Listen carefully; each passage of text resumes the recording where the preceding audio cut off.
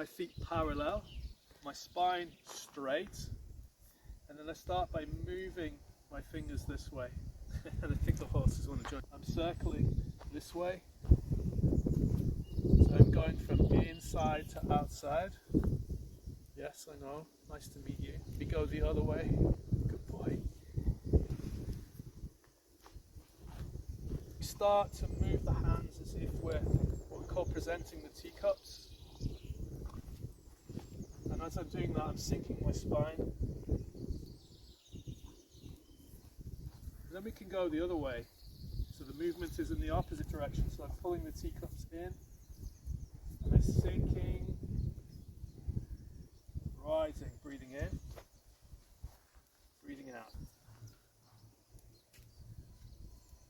The shoulder that's injured, I bring my fingers in underneath the armpit, just send away.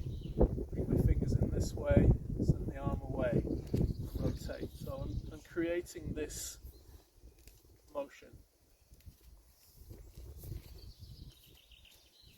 And I'm alternating. If you really want to be more athletic, you can start to turn your waist, so you're turning and sending. So it's a bit like a dance. But trust me, you do 40 or 50 of these without stopping, you will feel it.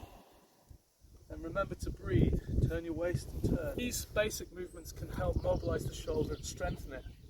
So thank you very much for watching. I'm Monteith, Chi Life Academy, a healer in every household.